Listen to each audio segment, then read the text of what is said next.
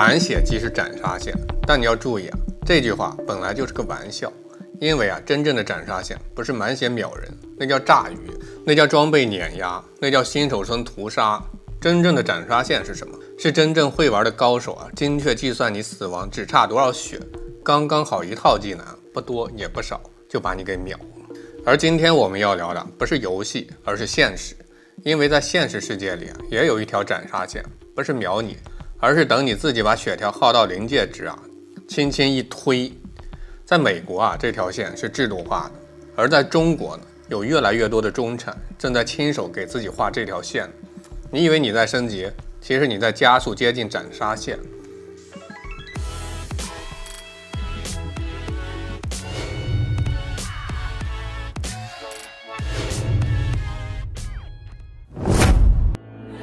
大家好，欢迎来到老友记，我是大钊。先把概念说清楚，什么叫社会斩杀线？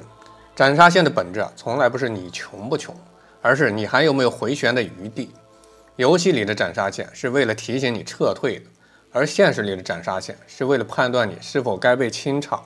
一句话总结，当你的人生只剩一种活法，那条线就已经画好了。没错，今天我要跟你聊的不是游戏里的伤害计算，而是现实里的人生斩杀线，一条画在美国每个人头顶的警戒线。更值得我们警惕的是这条线也在悄悄逼近中国的中产群体。更扎心的是美国的这条线根本不用计算伤害，可能你前一天还拿着高薪，住着公寓，看似满血的人生，第二天就因为一次失业，一次违章，甚至一片草坪没剪好，直接被社会给秒掉了。而咱们中国的中产明明握着一手好牌，却偏偏要靠撸贷款、鸡娃、超前消费给自己叠 buff，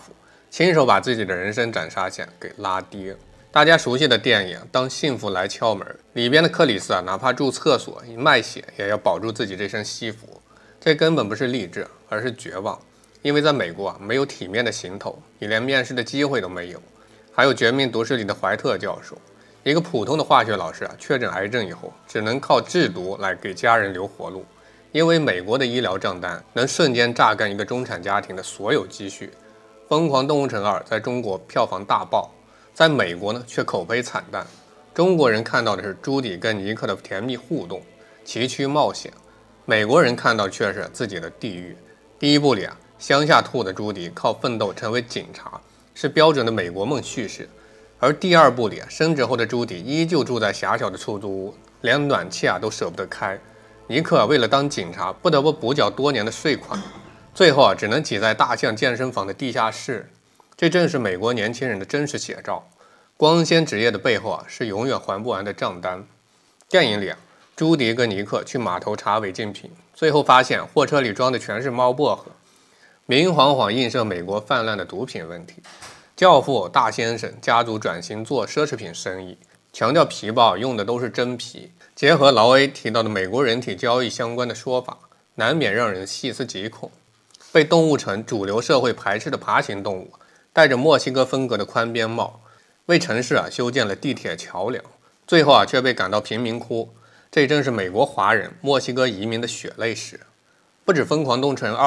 美国影视作品里全是斩杀线的痕迹。蜘蛛侠里的彼得·帕克白天打击罪犯，晚上还要打3份工才能还清贷款。超人特工队里超人爸爸因为给穷人全额赔保被公司给开除，只因为违反了资本主义的运作规律。尤其是《生活大爆炸》里的科学家们更把这种中产的生存焦虑演到了极致。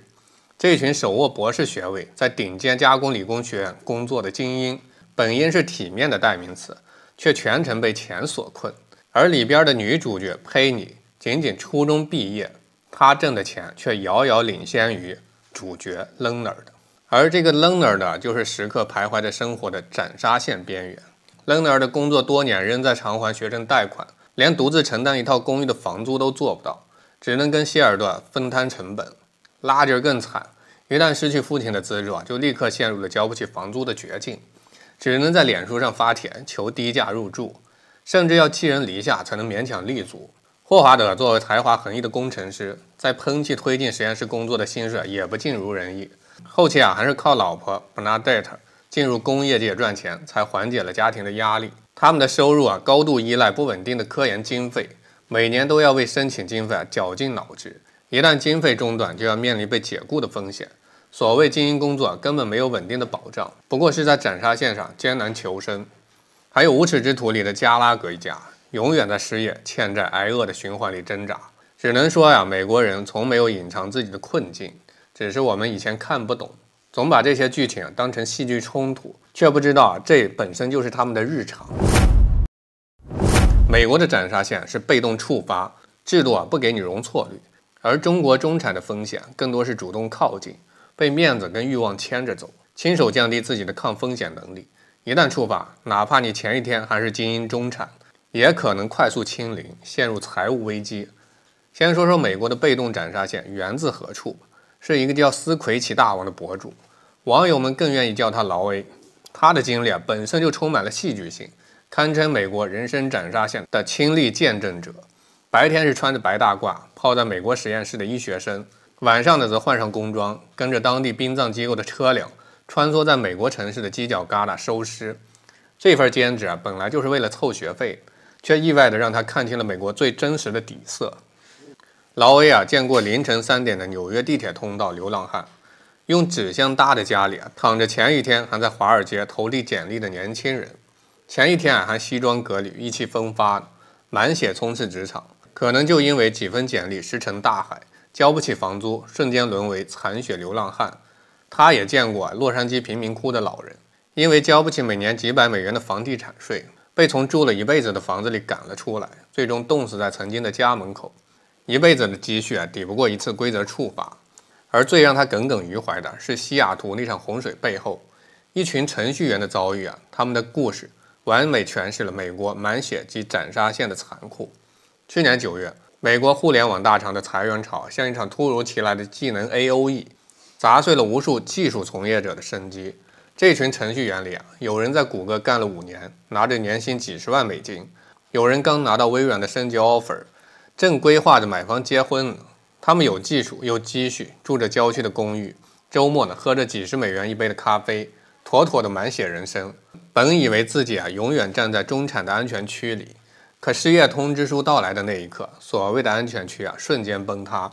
起初他们还抱着有侥幸，觉得自己是高玩级别的精英，靠着存款交房租维持基本生活，3个月内总能找到新工作。就像游戏里残血后觉得自己能回城补血，但现实远比想象中残酷。美国科技行业的裁员潮早已形成连锁反应，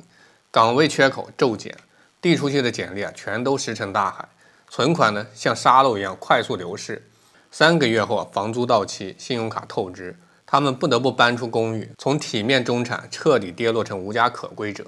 满血到阵亡只隔了90天。走投无路时有人告诉他们流浪汉的生存秘籍，躲在下水道靠近蒸汽气管的区域，那里常年有热水流过，哪怕是零下的冬天也能勉强保住性命。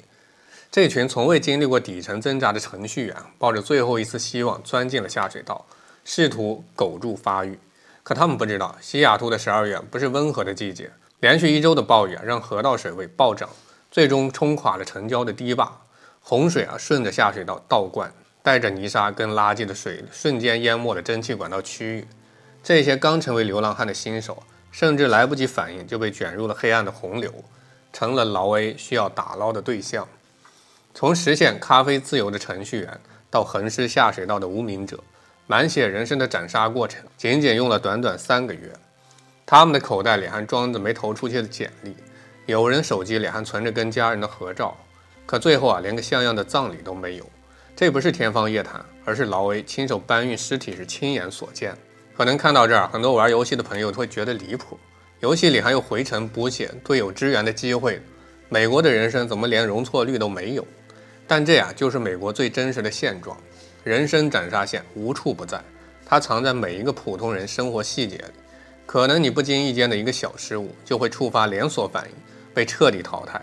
这种淘汰是制度性的，没有泉水给你回血，也没有队友给你支援，一旦掉下去就是万丈深渊。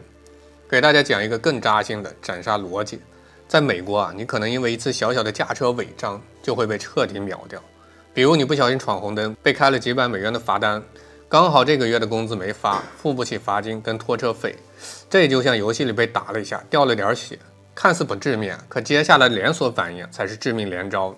车子被拍卖，而在美国大部分城市没有汽车就意味着没法正常上班，接着被公司解雇，失去收入来源，失去工作后呢，交不起房租，被房东赶出门，成了无家可归者。想要重新找工作，却发现所有稳定工作都要有稳定的住所，想要租房子又需要工作证明跟收入流水，这就是一个无解的死循环，相当于游戏里被连续控制，连挣扎的机会都没有。最后很多人只能从酒精跟药物依赖中寻找慰藉，一步步沦为街头流浪汉。而美国流浪汉的平均生存时间只有3到5年，最终的结局就是被社会彻底斩杀，要么冻死街头，要么死于枪击、毒品，要么像老 A 见过那样，遗体被殡葬机构卖给医学做解剖，价格按完整度来计算，连死亡都要被榨干最后一丝价值。这就是美国人生斩杀线的终极残酷。管子里有一句话：仓廪实而知时节，衣食足而知荣辱。这句话的核心是什么？是告诉我们，一个社会的稳定，前提是让老百姓有基本的生存保障，先解决温饱，才能谈尊严，谈发展。这就像游戏里的泉水，给你提供基本的回血跟保护，让你有勇气出去发育。而美国的人生斩杀线制度恰恰违背了这个基本逻辑，它不仅没有泉水兜底，反而在你陷入困境时用一套套规则把你推向深渊，不给你任何回血的机会。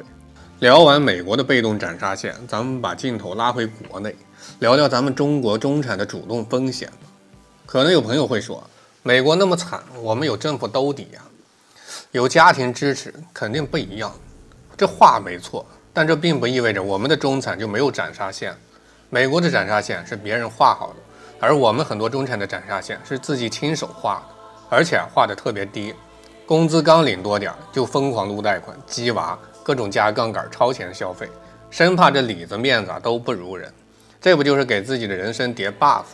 我见过太多这样的案例，本来日子过得稳稳当当，可看着身边人开豪车、住豪宅，而且孩子们纷纷享受的高等教育，他们也眼红。为了彰显成功夫妻俩入手豪车名包，住大 house， 贷款买房，也加入了鸡娃的行业，每年花几十万的教育费用，想着先享受再还款，反正我们能挣下。这两人虽然挣得多，可是他们的钱已经被提前规划的花完了。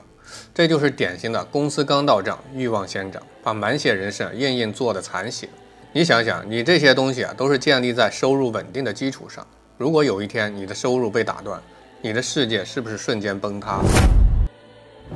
还有更普遍的就是鸡娃加杠杆模式，为了让孩子上所谓的名校学区房，掏空2代人的积蓄付首付，再背上30-40年的房贷，每个月的还贷金额占家庭收入的60%以上。除了房贷，还要报各种天价补习班、兴趣班、钢琴、马术、海外夏令营，样样都不能落下，就怕孩子输在起跑线上。可他们忘了，这样的加杠杆是把整个家庭的抗风险能力压到了最低。一旦夫妻双方有一人失业、生病，整个家庭就会瞬间崩塌。这就是自己给自己画的斩杀线。最后送你一句话：斩杀线不是用来吓你，是用来救你。知道自己会死在什么地方，你才会绕开那个地方。人游戏高手永远在斩杀线外拉扯试探，人生高手永远可以在风险来之前退半步。你现在站在哪里？你的生活斩杀线画好了。